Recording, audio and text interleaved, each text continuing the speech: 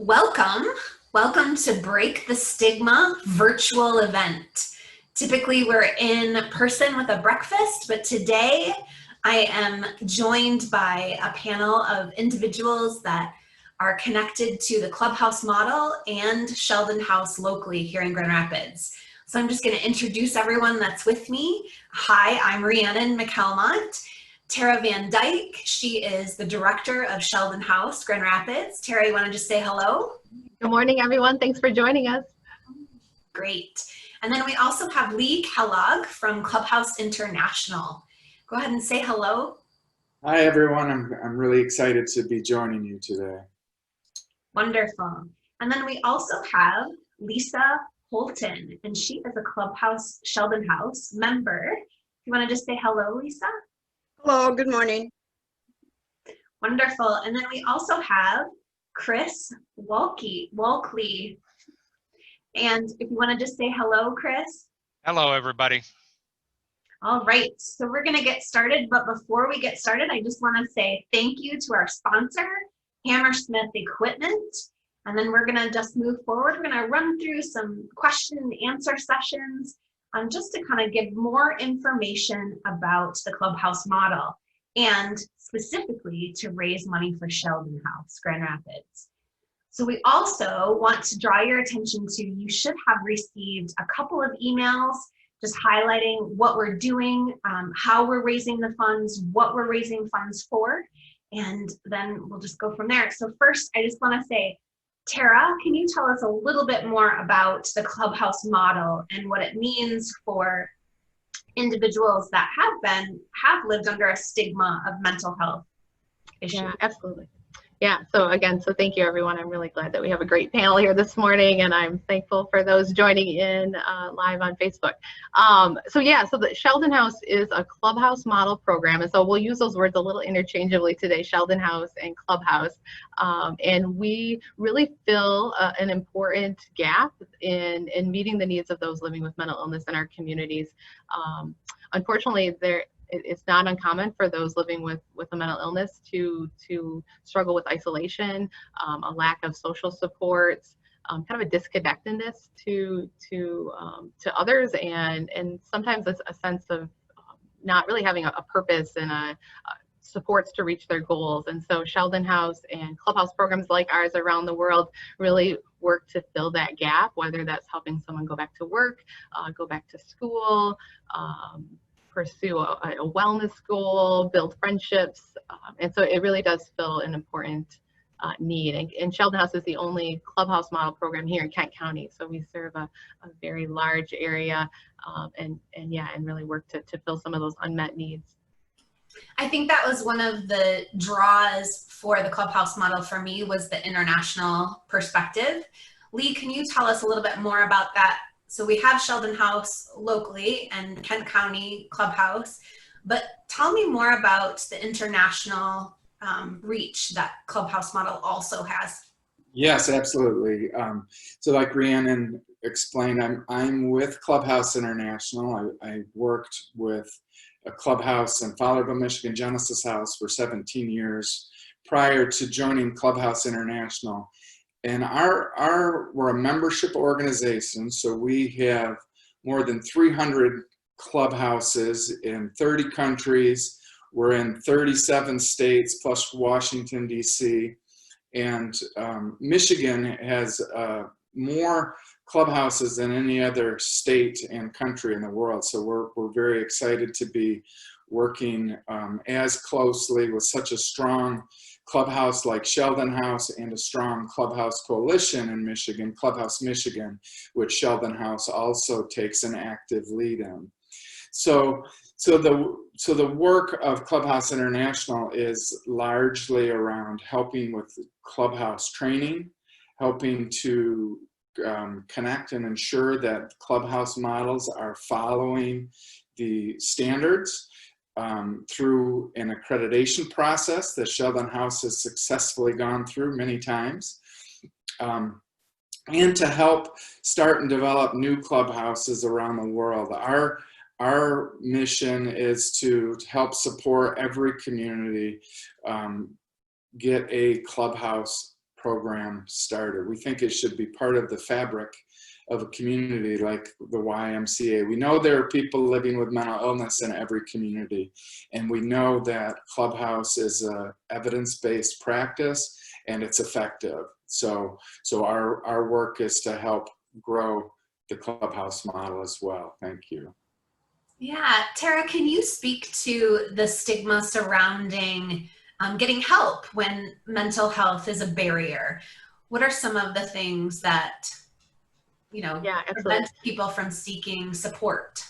Yeah, so stigma occurs when somebody's illness changes the way somebody looks at them, and they're viewed by their illness or thought of based on their illness before they're thought of as an individual. And often that stigma can result in a sense of hopelessness, shame.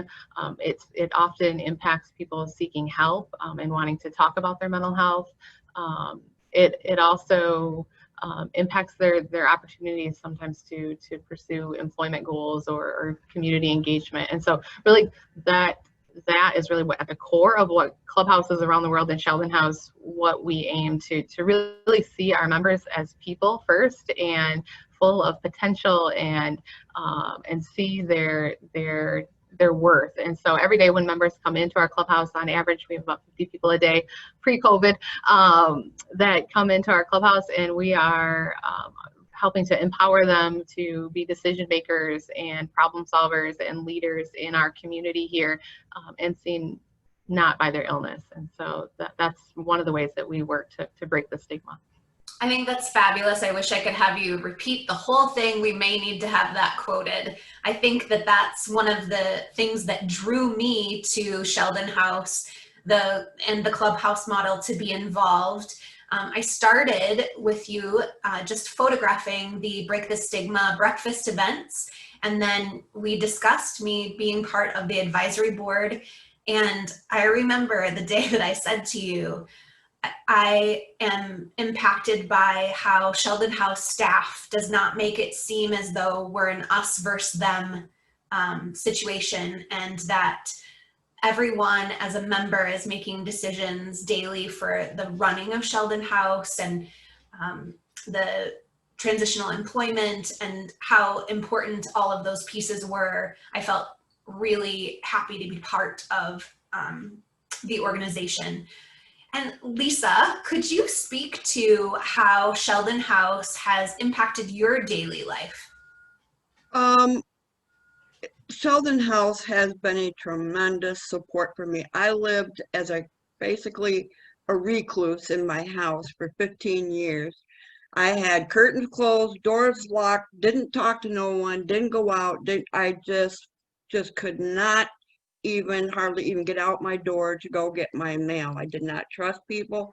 I was just scared of everything, and that was because I got away from an abusive marriage, put it that way. So after my therapy and they suggested Sheldon House, I was just so scared because I thought, oh, you're going to put me in with these people, and I didn't know what to expect. But the very first time I walked in that door and met with the staff and some of the members there, I just felt like I was part of a community right off the bat. I had a new family right off the bat. Yeah, I didn't talk a lot at first. I really didn't get involved at first because it just took me some time. But it has changed my life significantly because now I sit with my doors and windows open. I can go to the grocery store. I go shopping for clothes. It gave me a whole new life. That's wonderful. So an opportunity to connect with people and trust people. And trust. Yeah, that's wonderful. Chris, can you speak to how the Clubhouse model or Sheldon House specifically has affected your daily life? Yes, I can. Like I said in the video yesterday, I was abused as a young child and developed a very sheltered personality. And it took me several years to come out of it. And Sheldon House has been one of the key components to helping me come out of that shell, because they don't judge you. They let you do what you want to do. And you had opportunities at Sheldon House, right? You could get involved with different things or not. What Yeah. are some things, Chris, that you were able to get involved with Sheldon House? What areas at Sheldon House were beneficial to you? I started running a trivia game on, well, especially during the COVID, but where I just make up a small trivia game for people to enjoy. And I also worked in the kitchen and had fun in making food for people. Yeah, because Sheldon House, and you brought up the big elephant in the room, Chris, COVID. How COVID affected in-person connection with Sheldon House. And Sheldon House really had to shift, pivot, whatever word you want to use, to virtual Clubhouse. And I know that both you, Chris and Leasa, have really been positively affected by this transition that Sheldon House has done. So Chris, you're speaking to, you did a virtual game night. Yes. That's wonderful. So that was an opportunity to get involved and still connect with other members. Yes. What are some games that you've played? Like I said, I do a trivia game. We've done Hangman. We've done. Oh, that's fun. We've done a lot of different games. Just Awesome. to, And just Leasa, Sorry. you, no, you're good. And Leasa, you also, with COVID, you had to shift with virtual Clubhouse. Can you tell us a little bit more about that? Well, I have to say, COVID is a really bad pandemic, but my blessing out of that was I was not able to go to the Clubhouse for the last, I'd say maybe the last 18 months because of a serious illness, where I almost lost my life 2 years ago from a flu pneumonia infection. So I didn't have that connection. I would talk to someone maybe every couple of weeks, or they would call and check on me, but I couldn't go to the Clubhouse and work. I couldn't be productive. So I almost started falling back into that recluse type thing about, oh, I'm just not going to leave. I'm just not going to do anything. I'm not going to go anywhere. When they started virtual Clubhouse, I am on every single day unless there's a doctor's appointment or a family emergency. I'm joined advisory board. I'm on the finance committee. Go on to the Michigan Coalition meetings. I joined the colleague groups. I cannot begin to describe all the things that I've been able to do during COVID and the support that I have gotten through the Clubhouse. It's tremendous. I cannot put it in words. The change the virtual has done. Yeah, so that's wonderful. So Sheldon House specifically was able to shift to virtual Clubhouse, and Tara, you can speak to, you've been with Sheldon House for 21 years, but I believe this is your first pandemic. It is, and it flips our world. Yeah. How have things changed for you all and the staff for virtual, and how have you been able to accommodate to that? Yeah, so mid-March, like everyone else, we had to close our physical doors and not be together. And so having, like I said earlier, about 50 people a day coming in and out of the Clubhouse, and finding that purpose in the day that Leasa talked about, in different ways to get involved and build connection and build skills and feel needed and useful. We had to figure out, how do we do this? How do we continue to do this in a virtual way? And so we knew that our members needed that that support and those opportunities, and so closing was not an option. And so we worked really hard. Luckily, because we are a part of a coalition in our state of other clubhouses and clubhouses all around the world, there was an amazing amount of information sharing and problem solving and sharing of resources in that broader community. And we're able to pivot to provide virtual opportunities. So we have typically at the clubhouse, when our physical space is open, there are a series of different things to plug into, whether that's a planning meeting or a task to complete. And so we were able to really shift and do that virtually. And so we have a video platform that we use where members can call in through tablet, smartphone, computer, or phone in. And so we've had a good amount of members stay connected that way. We also want to make sure that we are reaching out, and Leasa, you mentioned reach out is really important to us, whether we're in the midst of a pandemic or not. And so reaching out to our members to know that we notice when they're not here and we miss them and we want to check in on them. That was something that we needed to make sure we continue to do. So all of our members got a call every week. We worked really hard to get care packages out to folks. Some of our members, we're pretty high risk as far as COVID goes, and so making sure that they had groceries that they needed and things to do when they're at home. And so we worked really hard to get out care packages, phone calls, have a busy day of opportunities that we can look forward to. Lee, can you tell us a little bit more about how the pandemic has affected Clubhouse internationally? Yes, I guess the first thing that I really want to emphasize is the resiliency that clubhouses around the world have shown in providing support and figuring out how to switch from a program that really is about in-person relationships to meeting the current needs in this pandemic crisis and figuring out how to support members. And clearly it was the relationships built in clubhouses between staff and members that allowed the really positive work to continue in these really challenging times. So one of the things that we did early on from Clubhouse International is reach out to our clubhouses around the world to see, what sort of things are you doing to help support members, and how are you pivoting from closing down the physical space and really keeping the relationships and the connections and not closing down at all in the true sense of supporting each other. So we got lots of great information from clubhouses and shared that through webinars and the weekly tips and strategies.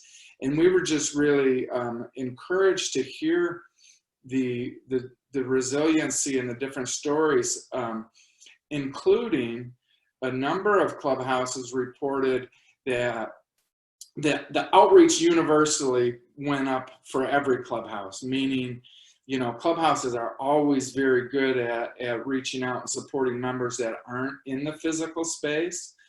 But when nobody could be in the physical space, clubhouses rapidly got their lists together, got in contact with members, made sure that the immediate needs were met, whether it's, food or medical attention, and kind of shifting gears like that. But so what we heard as a result of that, not only did members self-report that they were doing relatively well during the pandemic as compared to before, they also reported that their needs were being met and by and large, but also we heard reports from many clubhouses that added new members. People were feeling isolated and heard about this virtual clubhouse and figured out how to connect to this community. And also the members who hadn't been in to clubhouses for a while because they were working or moved on or had other things going on, found this opportunity to reconnect. So the category of what we call alumni members really increased. So clubhouse communities have grown in a sense during this pandemic, even without being in person. Right. So, Tara, can you speak to that growth for Sheldon House specifically? Has there been a bit more reach with your local Sheldon House? Yeah, it's same. There are some very similar stories that Leasa shared, that folks that we didn't see as much in person, that now can much easier have an easier time plugging into the different opportunities.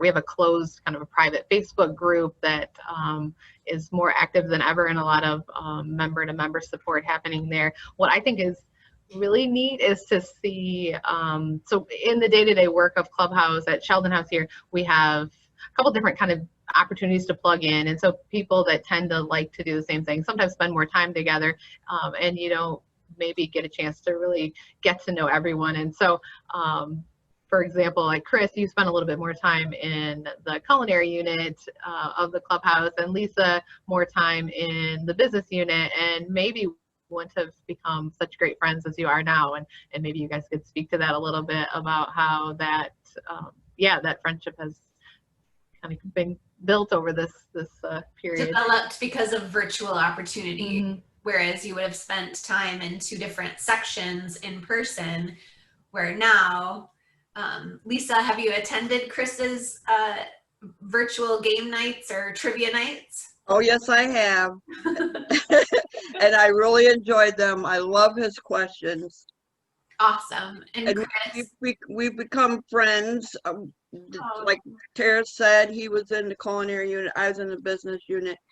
And through COVID, we found that we kind of share a little bit of a same diagnosis, and that connected us up. So now we support each other. We can call each other if we need to. So it's been great, and I really like his friendship. That's awesome.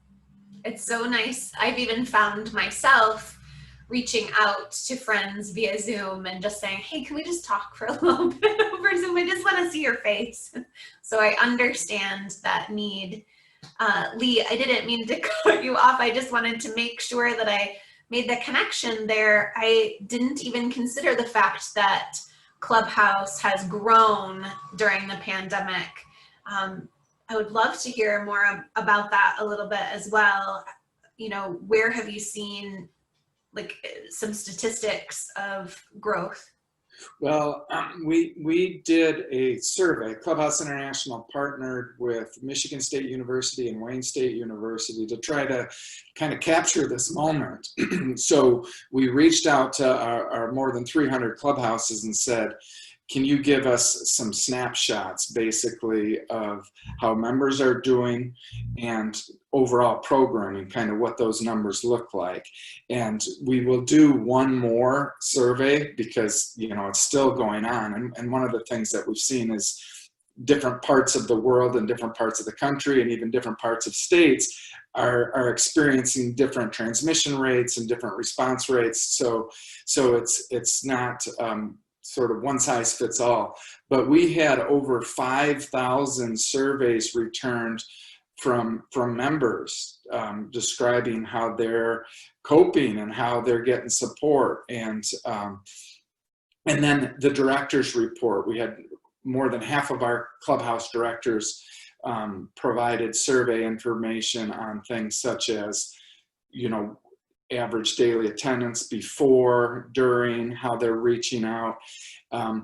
We did this survey, we wanted to do the survey right away. We didn't necessarily realize how long this was going to be impactful. So that's why we want to do one more follow-up survey to kind of to get towards the end of the story and to see what else we can learn during this time. There are lots of silver linings. We feel like we recognize that many of our members don't have access to smartphones, tablets. They can't participate in trivia nights. So clubhouses really have figured out we need to support, we need to do fundraising, we need to figure out resources so that we don't have members isolated and so they can participate in more of this virtual clubhouse. And so we think a lot of the hybrid will, you know, when we're fully back in our clubhouses, we're Right. going to continue with the virtual stuff that did work very well for many people. Right, because the virtual component doesn't need to go away after the pandemic. It's really been beneficial to many members. Correct. Yep, absolutely. Yeah. Tara, can you speak to the goals that Sheldon House specifically currently has and what that looks like moving forward? And really the reason for the Break the Stigma breakfast is to help with some of those goals financially. Absolutely. Yeah. That what Lee just said is exactly what we've been really facing, is that we know that this isn't something that the pandemic's not going to end anytime real soon, and we saw the impact of having virtual opportunities to get support and to plug into the Clubhouse. And so that is a goal of ours to maintain that. And how do we do kind of a hybrid approach, and what can that look like? And so that's absolutely one of our goals. We access to the Clubhouse, whether that's technology needs to plug into having a phone or a tablet or a computer, is something that we know a lot of our members that is a barrier. And so helping to connect our members with that and have funds to purchase those things for members, creating kind of a lending library. We're donated a couple tablets last week by one of our supporters, and it's exciting to be able to provide that access to our members. It means a lot to see someone face to face. Your example, Rhiannon, it's fine, talking on the phone, but there's something about seeing another person in their face that just looking really into somebody's eyes, yeah, or your own, and then having feedback, right? I never know where to look on the Zoom. Like, do I look at myself or to everybody else? So, but yes, you're seeing a face and connecting with another human. Not just in your home. So yeah, that is important.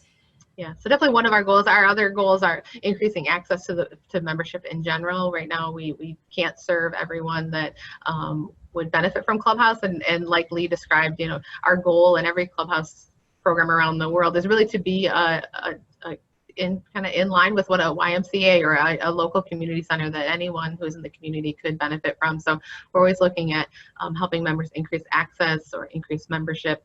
And member needs is something else when we think about fundraising opportunities.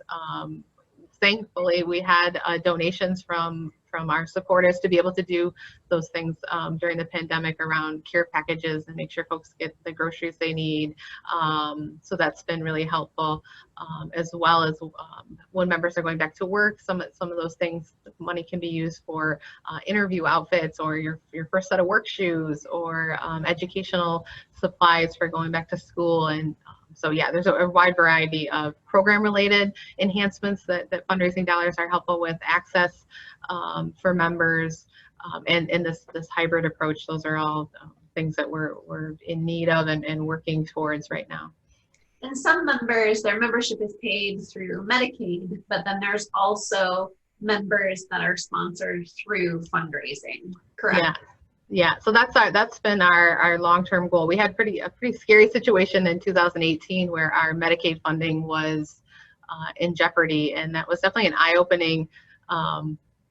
In addition to needing to serve more and wanting to serve more people, not everyone has Medicaid, and so that access is one challenge that we want to make sure that there is a fund available to support those memberships, and also we want to make sure our program is sustainable, and so making sure that we aren't reliant on one funding source is important. And so that's been a long-term goal, and it's been great the last couple Break the Stigma breakfast events. This has been kind of our baby the last few years. We in raising funds to create those opportunities for more members to utilize the Clubhouse. Yeah. Leasa and Chris, can you guys speak to what your goals are with your connection to Sheldon House moving forward? Like within, the year, where do you see yourself? And I mean, I know, Leasa, you have been more involved with the advisory board. It's been wonderful to see you in our meetings. What other goals do you have, Leasa? The major goal that I have is keeping myself out of the hospital and stable. I've been battling mental health since I was in 7th grade. And with I have an accounting degree and worked in a nonprofit organization like Cherry Health when I was quote unquote stable, I guess. And in 2005, I lost all that. I wasn't able to work. I couldn't use my skills for anything. So my goal is to, and it's been proven with Sheldon House, is to continue using my goals with, or my education within the Sheldon House and really work 100% towards breaking the stigma of mental health and how people are treated and viewed, and for suicide prevention. I lost my son in 2010 to suicide, and he was only 27 years old. So the mental health and suicide prevention is 100% my goal to promote. And so then you're also involved with the office work in Sheldon House. So a goal would be transitional employment eventually. I don't know. I can't really speak to that Sure. yet. I'm just now getting my feet on the ground again, so I don't want to make any promises down the road, but Yeah. Or huge leaps, but right now you feel comfortable where you're at, you feel stable. The goal is to stay out of the hospital. correct. That's a good goal. Chris, can you speak to what your goals are with Sheldon House? My goals center around social interactions because, like I said, years ago I was abused. I became basically a turtle, and Sheldon House is, I don't want to use the word forcing me to come out of my shell, but they're providing me with an environment that is conducive for me coming out of my shell. Opportunities to come out and say hello. Yes, ma'am. So you're finding more ways to connect with other people through Sheldon House, and you'll continue with that goal. Yes. Yeah, we got to do we had a down moment and we did a couple of trivia questions, and I was stumped with both of them.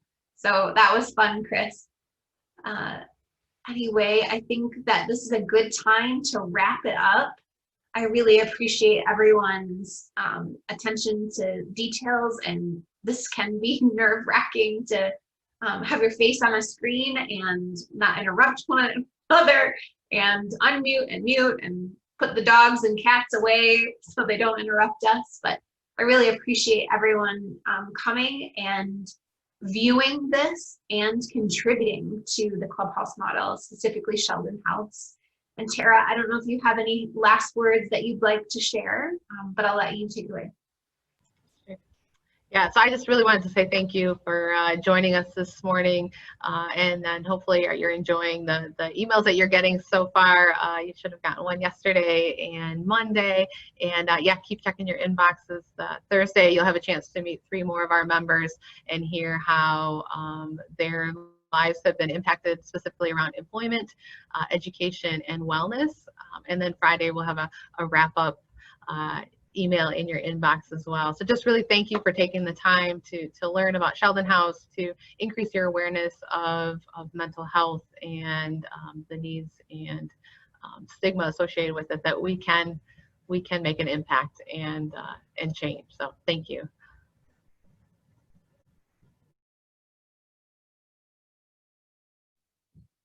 How's everybody feel? I feel good. I feel good. Yeah. Oh, that was good.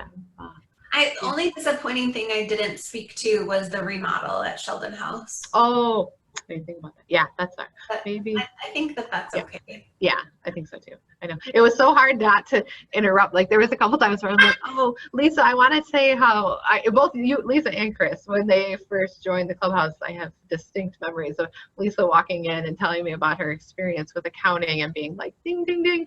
Oh my gosh, Leasa, I'm so glad you're here. We need you because that's not something a lot of people enjoy, and you get excited about that. And I'm thinking, Chris, do you remember, it might have been one of the first times you were at the Clubhouse helping me with also, I think it was financial stuff. And I had multiple mistakes on this this spreadsheet, and Chris caught them, and I felt like, I'm glad you're here, Chris, because I needed you today because my brain was not working. And yeah, I was just very touched and proud of both of you today for doing this and sharing a little bit about yourself and your support of Sheldon House. It really means a lot. So that I had a hard time not interrupting, telling stories. Thank you, Tara. That's excellent. If there's a way to splice that, send it in there. Bring it in towards that. Because that really drives home, how Clubhouse works and the value. I mean, the relationships where members are such valued for their strengths and for their abilities, and for we need you, we expect you, we want you. Yeah. And it makes all the difference. Yeah.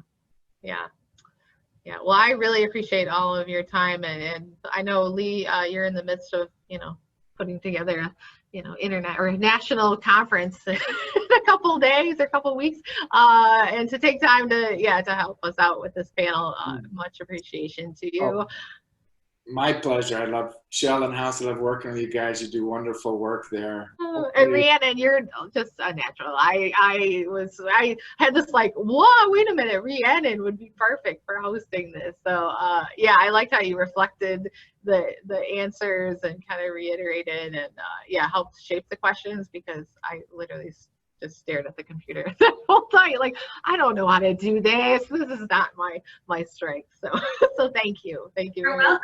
I think it was great. I loved being involved, and now I just want to come to a trivia night. The trick ones will really get you, because you'll think, what? That was too easy. Yeah. Why didn't I get that? Yeah. Awesome. All right. Well, thank you all. Like, I got distracted by the alligator or crocodile or whatever. Like, those things are scary. They can't possibly have inside the egg as a duck. Yeah. Anyway. That's a good one. Awesome. All right. Well, thank you all. All right. Will, have a great rest of your day. Enjoy the Thank you. sunshine.